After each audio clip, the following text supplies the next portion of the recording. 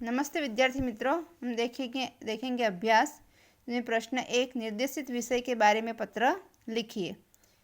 आपने की हुई अपनी यात्रा प्रवास का वर्णन करते हुए अपने मित्र को पत्र लिखिए। आपने कहीं की भी जो यात्रा की हो या प्रवास किया हो उसका वर्णन आपको अपने पत्र में करना है और अपने मित्र को पत्र लिखना है।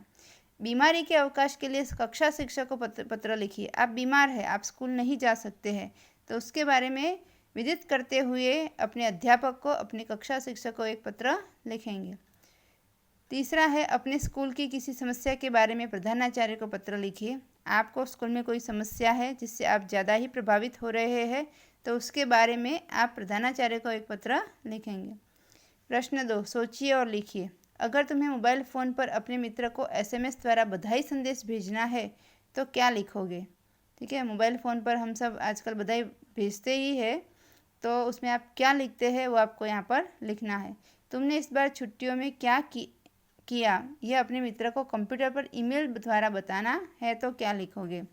और आपने छुट्टियों में क्या क्या किया, गर्मियों की छुट्टी हो चाहे दिवालियों की छुट्टी हो, तो उसके बारे में बताते हुए अपने मित्र को ईमेल से आप पत्र लिखेंगे। ईमेल से आप उसको बताएंगे कि आपने छुट्टियों में क्या क्या किया।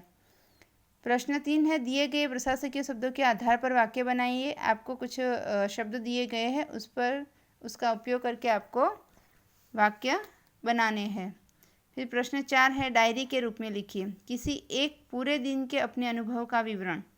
आपका कोई एक ऐसा दिन जिस दिन आपने बहुत कुछ महसूस किया हो, अनुभव किया हो, तो वो आपको अपनी डायरी में लिखना है। वार्षिकोत्सव में सर्वश्रेष्ठ वक्ता का पुरस्कार मिलने का आपका अनुभव।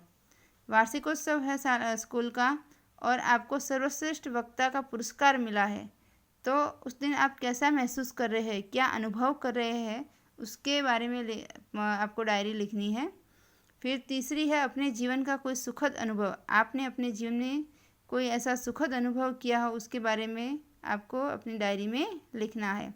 स्वाध्याय है, तो स्वाध्याय में से प्रश्न 1, नीचे दिए गए डायरी के अंश का अपनी मातृभाषा में अनुवाद कीजिए। इसको आपको गुजराती में लिखना। एक पैराग्राफ दिया हुआ है, उसको आपको हिंदी में लिखकर फिर उसका गुजराती में अनुवाद करके लिखना है।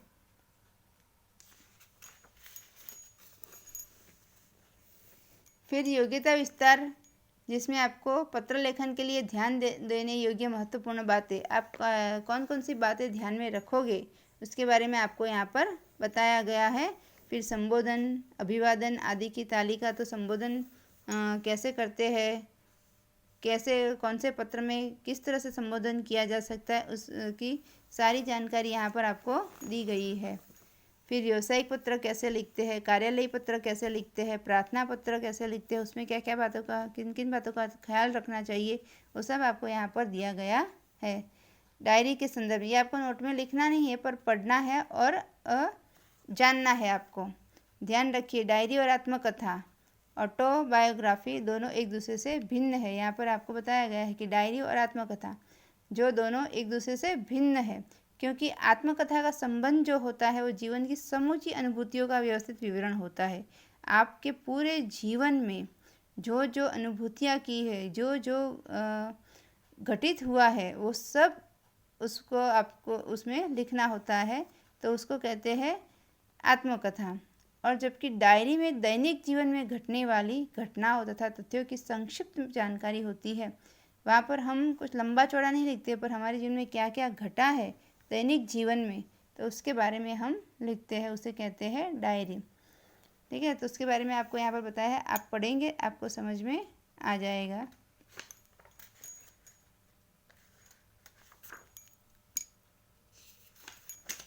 पीछे कुछ चित्र दिए गए हैं, उस चित्र के बारे में आपको जानना है।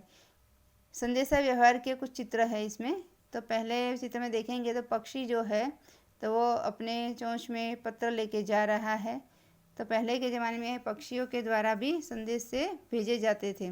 फिर दूसरा चित्र है जो पहले के राजा महाराजाओं के वक्त पर जैसे पत्र लिखते थे उस तरह का पत्र यहाँ पर आपको दिखाया गया है। फिर पोस्ट से, यहाँ पर पोस्ट कार्ड है, कवर है, मोबाइल फ़ोन है, कंप्यूटर द्वारा ईमेल से आप पत्र लिखते हैं, उन सब चीज़ों का यहाँ पर चित्र दिया गया है। नमस्ते विद्यार्थी मित्रों, यहाँ पर हमारा ये जो पाठ है पहला वो समाप्त होता है। उसको आपको ये स्वाध्याय और जो जो पत्र लिखने के बोले गए हैं वो सब आपको नोट में लिखने हैं। नमस्ते विद्यार्थी मित्रों।